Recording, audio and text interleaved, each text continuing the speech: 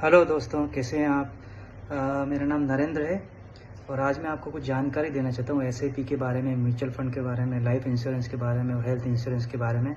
उम्मीद है आपको सब पसंद आएगा। तो सबसे पहले मैं आपको म्यूचुअल फंड के बारे में बताना चाहता हूँ कि म्यूचुअल फंड में एक एसआईपी ऐसी चीज़ है जो जिसको आप मंथली इन्वेस्ट कर सकते हैं। उसका पूरा नाम जो है सिस्टमेटिक इन्वेस्टमेंट प्लान है। उसमें आप मंथली इन्वेस्ट कर सकते हैं। इसमें क्या मिनिमम आप 500 से भी चालू कर सकते हैं, फिर 500, 1000 जितना चाहो उतना आप इन्वेस्ट कर सकते हैं। इसमें आप लमसम भी कर सकते हैं। और इसमें क्या है, जो फंड लेते हैं वो गोल पर डिपेंड होते हैं कि आपका कौन सा गोल है। सपोज शॉर्ट टर्म गोल है तो उसके आप अलग फंड लेंगे, लॉन्ग टर्म गोल है तो उसके अपन अलग फंड लेंगे। लेकिन ये आपको नॉलेज हो तभी आपको खुद करना चाहिए, अदरवाइज आपको किसी म्यूचुअल फंड डिस्ट्रीब्यूटर के थ्रू कराना चाहिए। आप चाहते हैं कि अगर मैं डायरेक्ट करूं और पैसे बचाना चाहूं तो अल्टीमेटली आपको फ्यूचर में नुकसान ही होगा, क्योंकि अगर आप डायरेक्ट करेंगे, आपको नॉलेज नहीं है, तो आप कोई भी फंड ले लेंगे तो उसमें आपकी ग्रोथ उतनी नहीं होगी जितनी आप किसी के थ्रू करवाएंगे, जो म्यूचुअल फंड डिस्ट्रीब्यूटर है उसके थ्रू करवाएंगे तो आपको अच्छी ग्रोथ मिलेगी। गोल बेस्ड इस तरह से, सपोज आप बच्चे की एजुकेशन के लिए कर रहे हैं, सपोज आप बच्चे की शादी के लिए कर रहे हैं, रिटायरमेंट प्लान कर रहे हैं, उस हिसाब से म्यूचुअल फंड डिस्ट्रीब्यूटर अलग अलग फंड सिलेक्ट करता है और उसमें इन्वेस्ट करता है। तो ये तो हो गई म्यूचुअल फंड की बात। इसके बारे में अगर अधिक जानकारी चाहते हैं तो मैं और भी वीडियो बनाऊंगा, लेकिन अभी मैं आपको इतना शॉर्ट में बता रहा हूँ, म्यूचुअल फंड में आपको इन्वेस्ट करना ही चाहिए क्योंकि ये सबसे अच्छी चीज़ है। स्टॉक मार्केट में भी आप कर सकते हैं अगर आपकी जानकारी हो, पर म्यूचुअल फंड में क्या है, सेफ अच्छा है, उससे ज़्यादा सेफ है। अच्छा, अब मैं आपको हेल्थ इंश्योरेंस के बारे में कुछ बताना चाहता हूँ। तो हेल्थ इंश्योरेंस में अलग अलग कंपनी है जो आजकल अलग अलग आपको फैसिलिटीज़ दे रही है।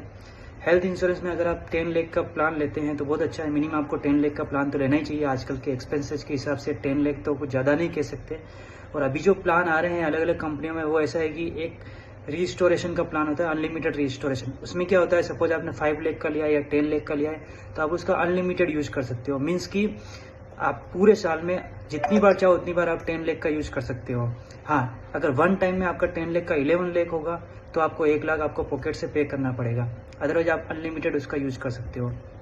दूसरा, उसमें ये भी फैसिलिटी, आप एनी रूम का यूज कर सकते हो। एनी रूम में क्या होता है कि सपोज आप हॉस्पिटल में एडमिट है और आपको डिलक्स रूम है या ये रूम आपके प्लान में नहीं है, तो आजकल जो प्लान आ रहे हैं उसमें सब प्लान में ये उसमें है कि आपको कोई भी रूम ले सकते हो। आपको कोई भी रूम के लिए वहाँ से आपको ना नहीं कर सकते, आपको कोई भी रूम मिल सकता है।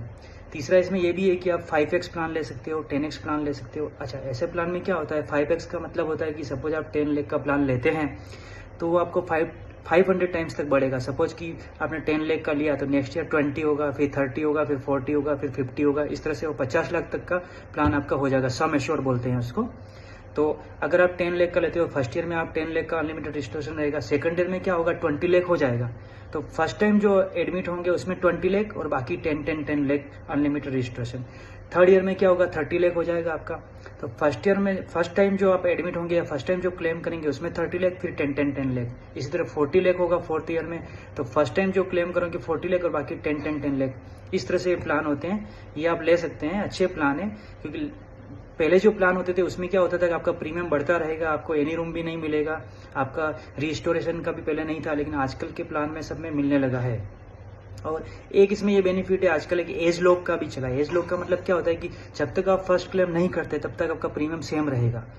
बाकी कंपनियों में कुछ कंपनियों में क्या होता है कि प्रीमियम हर साल बढ़ता रहता है, लेकिन आजकल एक एज लॉक का आया है। एज लॉक में क्या होता है, फर्स्ट टाइम क्लेम करेंगे उसके बाद का आपका प्रीमियम बढ़ेगा। सपोज करो कि आपने आज अगर आप कोई प्लान ले रहे हैं 2024 में, 2025, 2026, 2027 में आपने कोई क्लेम नहीं किया तो आपका प्रीमियम सेम ही रहेगा।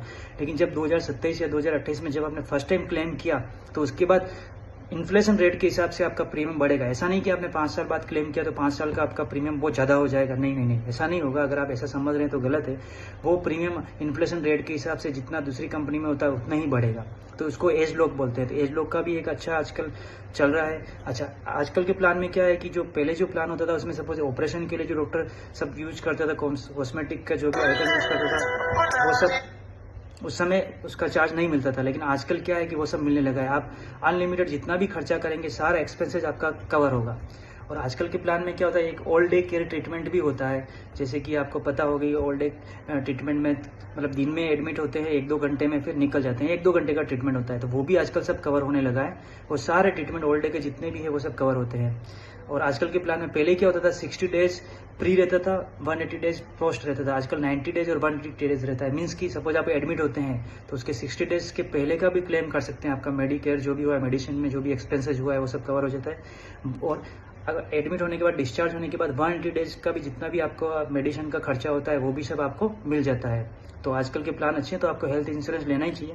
हेल्थ इंश्योरेंस इसलिए लेना भी जरूरी है, अगर आप हेल्थ इंश्योरेंस नहीं ले रहे हैं तो आपकी सेविंग एक साथ चली जाती है। जैसे आपने कोरोना में देखा होगा कि कितने लोगों की सेविंग चली गई, उनके पास में हेल्थ इंश्योरेंस नहीं था, तो उन्होंने जितने भी पैसे बचाए थे, सपोज म्यूचुअल फंड में रहे होंगे या एफडी कराई होगी, वो सब एफडी तोड़ के उनको पैसा डालना पड़ा। तो इसलिए हेल्थ इंश्योरेंस आपको लेना ही चाहिए। और अच्छे प्लान है और प्रीमियम भी कम हो गया है, पहले से प्रीमियम भी कम हो गया है। तो इस तरह के कुछ प्लान मैं आपको सजेस्ट कर रहा हूँ। ये सब प्लान अच्छे हैं। जैसे कि आप इसमें नीवा बुपा में जा सकते हैं, उसमें भी अच्छे प्लान है। स्टार हेल्थ में जा सकते हैं। कंपनी में आप पहले पूछ लीजिए कि भाई कौन कौन से प्लान, कौन कौन से जो मैंने आपको बात कही है वो सब उसमें है कि नहीं है, उसके बाद ही आप जाइए। कभी कभी क्या होता है कि आप जिसके थ्रू प्लान ले रहे हैं वो आपको सब बताता नहीं है, तो बाद में आप जब क्लेम करते हैं तब आपको प्रॉब्लम होती है। तो ये सब पहले आप डिसाइड कर दीजिए कि भाई आपको ये चीज़ मिल रही है कि नहीं मिल रही, जो मैंने आपको बताई है। अगर वो मिलती है तो उस हिसाब से आप प्लान में जा सकते हैं। आप कमेंट में करके मुझसे पूछ सकते हैं कि आपको कौन से प्लान लेने चाहिए, आपकी क्या रिक्वायरमेंट है, उसके हिसाब से मैं आपको सजेस्ट कर सकता हूँ। अच्छा, अब मैं लाइफ इंश्योरेंस के बारे में कुछ बोलता हूँ। तो देखिए, टर्म प्लान लेना बहुत ही जरूरी है। आप पूछेंगे टर्म प्लान क्या होता है, तो एक होता है pure term plan. Pure term plan में क्या होता है कि जब आपकी डेथ होती है तभी आपको पैसा मिलता है, उसको प्योर टर्म प्लान बोलते हैं।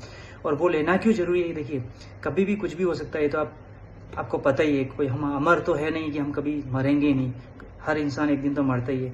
तो सपोज करो कि आप ही कमाने वाले हो, आप ही एक अर्नर पर्सन हो आपके घर में, या बीवी भी कमा रही है, कोई इश्यू नहीं है, तो भी अगर आपके जाने के बाद में आपके फैमिली को कैसे सर्वाइव करेगी। सपोज आपका बेटा है या बेटी है या एजुकेशन कर रहे हैं या उनकी शादी है, सब जवाबदारी है, जो जिम्मेदारी है वो सब कैसे सर्वाइव होगा। तो सपोज आपको 50 लाख या 1 करोड़ का टर्म प्लान लेना ही चाहिए।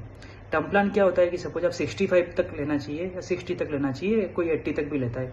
वो क्यों लेता है कि तब तक आपकी लाइबिलिटीज है जो आपको पूरी करनी है। सपोज आप 65 की उम्र तक होंगे तब तक ही आपकी लाइबिलिटीज है, उसके बाद तो बच्चे बड़े हो जाएंगे, बच्चे कमाने लग जाएंगे, तो 65 तक आप प्रीमियम पे भी कर सकते हैं, तो 65 तक ही लेते हैं। अब उसमें ऑप्शन क्या है, 15 पे भी कर सकते हैं, मतलब 15 साल तक आप पे कीजिए, लेकिन आपका पॉलिसी जो है वो 65 तक चलेगी। 20 ईयर्स तक भी पे कर सकते हैं, 25 तक भी कर सकते हैं, 30 तक भी कर सकते हैं। बहुत सारे ऑप्शन है, फ्लेक्सिबिलिटी है, जितने साल आप पे करना चाहें। मेरे हिसाब से तो रेगुलर पे में जाना अच्छा रहेगा। रेगुलर पे मीन्स होता है कि जितने साल की पॉलिसी लेनी है उतने साल आपको पे करना है, तो प्रीमियम भी कम आएगा। और उसके बाद क्या, आपकी जो कवर है वो भी आपको पूरा 1 करोड़ 2 करोड़ जितना का भी लेना है आप ले सकते हैं। अब ये कैसे डिसाइड होता है, तो आपकी जो मंथली इनकम है उसका 200 टाइम्स जो होता है उतना आपको कवर मिल जाता है। सैलरी पर्सन को भी मिल जाता है, बिजनेस पर्सन को भी मिल सकता है। उसके लिए क्या क्या डॉक्यूमेंट्स चाहिए वो एक अलग बात है, लेकिन टर्म प्लान आपको लेना ही चाहिए। ठीक है। एक दूसरा जो टर्म प्लान होता है उसमें क्या होता है, इन्वेस्टमेंट प्लस इंश्योरेंस। उसमें आप जो सपोज कि 50 लाख का आपका प्रीमियम प्योर टर्म प्लान में अगर 20,000 आ रहा है, तो उसमें आप उसमें जाएंगे इन्वेस्टमेंट प्लस इंश्योरेंस वाले प्लान में, तो उसमें आपका 45,000 आएगा। वो कैसे आएगा कि 20,000 तो आपका जाएगा टर्म प्लान में, बाकी जो 25,000 है वो जाएगा मार्केट में। और उसमें आपको रिटर्न भी मिलेगा। सपोज कि आपने 1 करोड़ का प्लान लिया, तो आपका जब पॉलिसी पूरी होगी 65 ईयर्स में, तो 1 करोड़ मिलेगा, या फिर मार्केट में जो आपका पैसा गया है वो जो उन दोनों में से जो मैक्सिमाइज होगा वो आपको मिलेगा। लेकिन उसमें क्या, आपको प्रीमियम ज़्यादा देना पड़ता है। तो प्योर टर्म प्लान भी ले सकते हैं, इस तरह के प्लान भी ले सकते हैं। और वो जो एक्स्ट्रा पैसे जो आपके जाते हैं वो अच्छे फंड में लगते हैं, ताकि आपका जो ग्रोथ है वो अच्छा हो, तो आपको मैच्योरिटी पे जो अमाउंट मिले आपको ज़्यादा ही मिले, कम नहीं मिले। तो इस तरह के प्लान मार्केट में चल रहे हैं। एक गारंटेड इनकम प्लान होता है, अगर आपने सुना हो तो। अब गारंटेड इनकम प्लान भी बहुत ही अच्छी चीज़ है, आपको लेना चाहिए। गारंटेड इनकम प्लान में क्या होता है कि सपोज आप साल का 1 लाख इन्वेस्ट करते हैं, तो 40% रिटर्न जो है वो आपको फर्स्ट ईयर में मिलना चालू हो जाता है। आजकल ऐसे प्लान है। कैसे, सपोज कि आपने 1 लाख रुपए इन्वेस्ट किए, तो 40,000 नेक्स्ट ईयर से मिलना चालू हो जाएगा। इस 40,000 को अगर आपको पर ईयर नहीं लेना है, तो आपको मंथली डिवाइड करके लगभग 3,500 समथिंग आता है, 3,500, तो वो आप मंथली ले सकते हैं। अब उसमें क्या है, देखा जाए तो इसमें 6% या 6.5% के इक्वली होता है, लेकिन अगर वो जो आपको 3,500 रुपये मिल रहे हैं वो अगर आप फिर से SIP में इन्वेस्ट करें तो SIP में लगभग 14% या 12% तो मिलता ही मिलता है, आपको पता ही होगा मिनिमम। तो अगर आप 12 ईयर्स तक इधर 12 लाख पे कर रहे हैं तो उधर आप 12 ईयर्स तक अगर आप 3,500 की जो SIP है वो चलाते हैं तो 12 ईयर्स में आप इक्वल हो जाएंगे। इवन वहाँ आपको ज़्यादा ही ग्रोथ मिलेगा। इधर आपने 12 लाख भरे तो वो लगभग आपका 13 लाख के लगभग या 13.5 लाख के लगभग आपको हो जाएगा। इधर आप फ्री हो गए और बाकी की जो 38 ईयर्स है वो भी आपको मिलेगा। ये मैं 50 साल वाले प्लान की बात कर रहा हूँ जिसमें आपको भरना 12 साल है और मिलेगा आपको 50 साल तक। अब अलग अलग कंपनी में अलग अलग प्लान है, लेकिन ये प्लान अच्छे हैं। कोई अगर अच्छा इसमें 5 लाख तक इनकम टैक्स फ्री है। अगर आप 5 लाख तक अगर भरते हैं पर ईयर तो आपका इनकम टैक्स 1010D के अंदर आता है ये, और वो टोटली फ्री है 5 लाख तक। और इनकम भी जो होगी वो आपको भी टैक्स फ्री मिलेगी, तो ये भी एक बेनिफिट है। और इसमें क्या टर्म प्लान भी इसके अंदर मिल जाता है। सपोज आप 1 लाख इन्वेस्ट करते हैं तो उसके सामने 10 टाइम्स का आपको कवर मिलता है। 5 लाख इन्वेस्ट करते हैं तो आपको 50 लाख कवर मिलता है, यानी 10 टाइम्स, किसी में 12 टाइम्स भी होगा मे बी, पर इतना होता है। तो इसमें आपका टर्म प्लान भी इंक्लूड है प्लस गारंटेड इनकम भी आपको मिलती रहेगी, तो दोनों ही एक फायदा है। अच्छा, आजकल एक नया राइडर आया है कंपनी में। उस राइडर में क्या होता है कि अगर सपोज कि आपने 1 लाख रुपीज़ भरे और आपकी सेकंड ईयर थर्ड ईयर में डेथ हो गई तो बाकी की जो प्रीमियम है वो कंपनी भरेगी।